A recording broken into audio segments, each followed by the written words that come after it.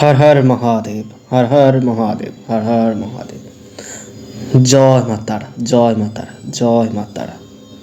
নমস্কার। আপনারা তো জানেন চৈত্র মাস চলছে এবং অনেকেই মহাদেবের মাথায় জল ঢালছে এবং অনেক সন্ন্যাসীরাও এখন তারা সন্ন্যাসী হয়ে দিন যাপন করছে। অনেক ছোট ছোট ছেলেপেলেরাও ওই কাজগুলো করছে। কিন্তু তাদের উদ্দেশ্যে একটা কথা বলবো, যে মনে তুমি যাকেই ভক্তি ভরে ডাকো না কেন, সেখানে তুমি নেশাদ্রব্য খেয়ে যেও না। এখানে আমি যে গল্পটা বলতে চলেছি সেই গল্পটা এত সুন্দর। সেখানে শুধু ভগবান বলছে তুমি পুজো দিতে এসছো, তাই বলে এটাই নয় যে তোমার কাছে ফুল আরও অনেক কিছু থাকতেই হবে। বলছে শুধু তোমার ভক্তিটুকুই যথেষ্ট। তো পুরো গল্পটাকে পড়ি, আগে শোনো ভালো করে, কেমন লাগলো দেখো, শুনে। তো গল্পটি শুনবার আগে তোমরা প্লিজ আমার ইউটিউব চ্যানেলটি সাবস্ক্রাইব করো এবং বেলাইকনটি ক্লিক করো এবং লাইক কমেন্ট করতে ভুলো না। তো আজকে যে গল্প বলতে চলেছে সেই গল্পটির নাম হলো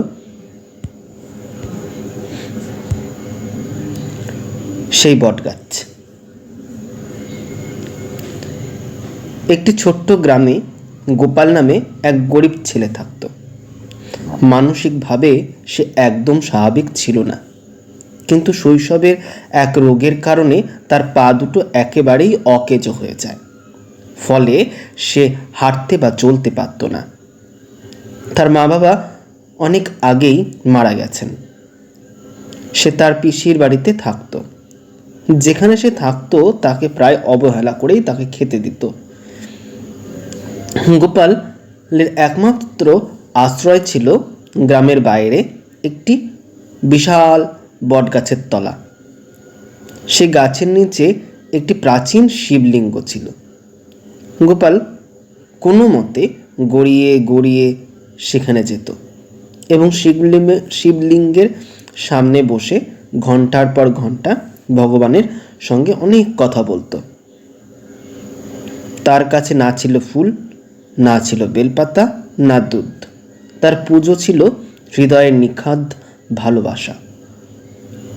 একদিন গ্রামের পুরোহিত তাকে দেখে ফেললেন। দেখলেন গোপাল শিবলিঙ্গের ওপর নিজের মুখের থেকে যে লালা পড়ছে সেটাই শিবলিঙ্গের উপরে ফেলছে, কারণ তার কাছে দেওয়ার মতন আর কিছু ছিল না।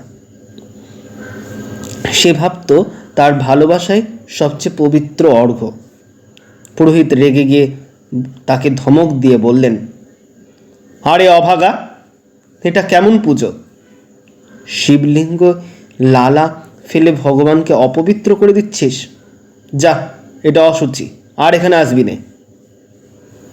গোপালের মন ভেঙে গেল।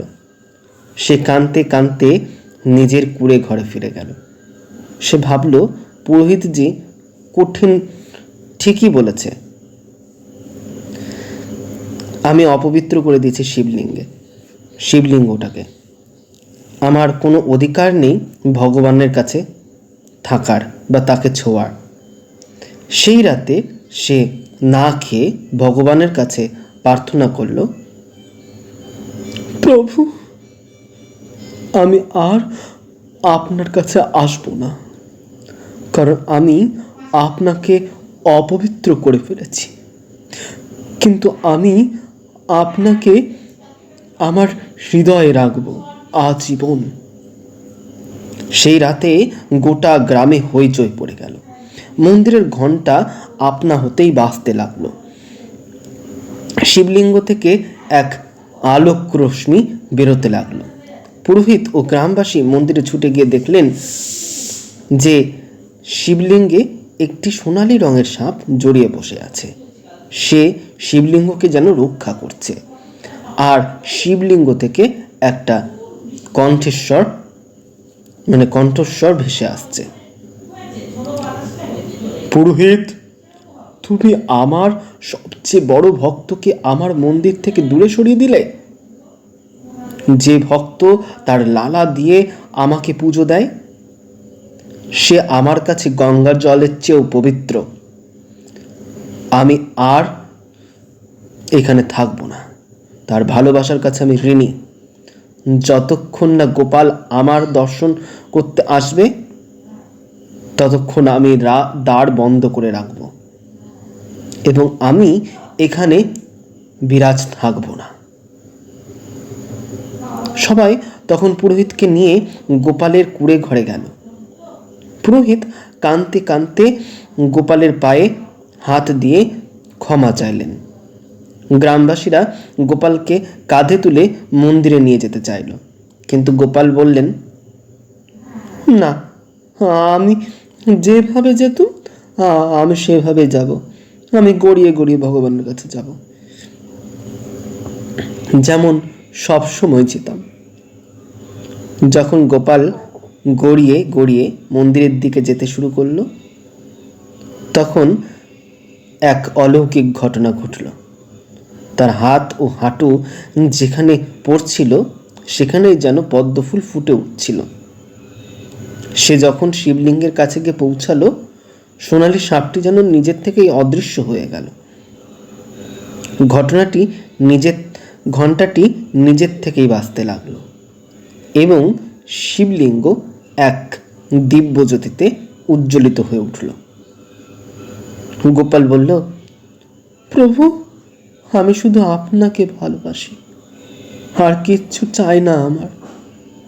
ভগবান শিব তখন তাকে দর্শন দিলেন এবং মাথায় হাত রাখলেন। গোপালের পায়ে প্রাণ ফিরিয়ে দিলেন। সে উঠে দাঁড়ালো, কিন্তু সে বলল, হে প্রভু, আমার এ বর চাই না, কারণ এ বর যদি আমি চাই তাহলে আমি তোমাকে আস্তে আস্তে ভুলে যাব। তুমি আমার এই বর ফিরিয়ে নাও, আমি শুধু তোমার দ্বারে এসে বসে থাকবো, এইটুকুই আমি চাই, এই বর দিন আমায়। ভগবান হাসলেন এবং বললেন, তুমি শুধু আমার দ্বারে নয়, আমার হৃদয়ে বাস করবে।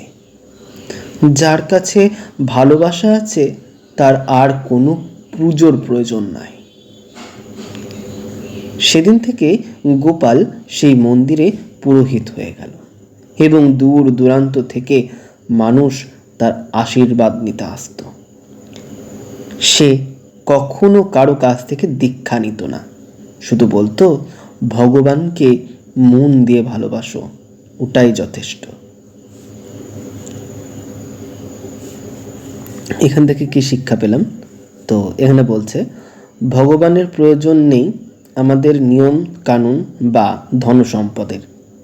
তিনি শুধু আমাদের হৃদয়ের পবিত্রতা ও নিখাত ভালোবাসার অপেক্ষা করে থাকেন।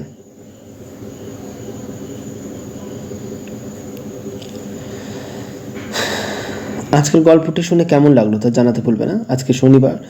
আজকে বৃহস্পতিবার, তো আজকে এই গল্পটি শুনে কেমন লাগলো তা জানাতে ভুলবে না। জানাতে হলে আমার ইউটিউব চ্যানেলটিকে সাবস্ক্রাইব করো এবং বেল আইকনটি ক্লিক করো ও লাইক কমেন্ট শেয়ার করতে ভুলো না। এবং শনিবার দিনও আরও একটি নতুন গল্প নিয়ে আমি আসছি। কী গল্প শোনাবো তা যদি আপনাদের জানতে ইচ্ছা হয় তা আমাকে কমেন্ট করে জানাতে পারেন। জয় মা তারা, হর হর মহাদেব, হর হর মহাদেব, হর হর মহাদেব।